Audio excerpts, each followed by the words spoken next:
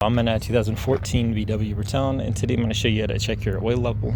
So first you open the hood, and while the vehicle's turned off, you'll find your dipstick here that will pull out, and then with a good rag or paper towel wipe it clean, and then you stick it all the way back in,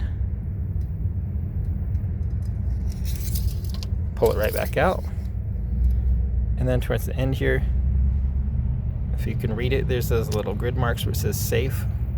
So you typically want the oil level within those grid marks up until where that kind of curvature is in the dipstick. If it's below that safe, those grid marks there, you want to add some.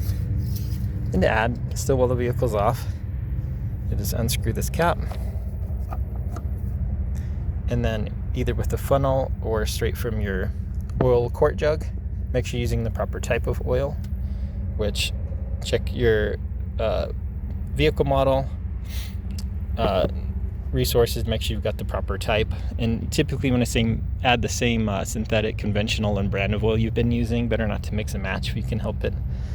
But to add, just pour in here as needed. Try not to overfill as well, because that could cause issues. Once you've added, just screw this tight again, and then I turn the vehicle on for a few seconds to circulate that new oil. Turn the vehicle off, and then repeat the process we did in the beginning with this dipstick to see if we're in the full range. And if not, just repeat the process we did in the beginning. And all that said, I wouldn't do any of this in lieu of your regular oil changes, which, depending on mileage, make and model of your vehicle, is usually between 3,000 to 8,000 miles, give or take. And then the type of oil matters too.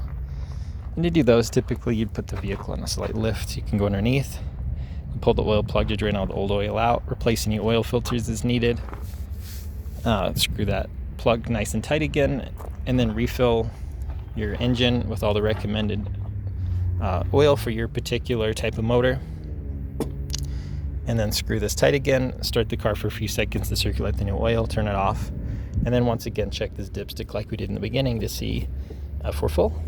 But I hope this was helpful. Hope you have a wonderful day.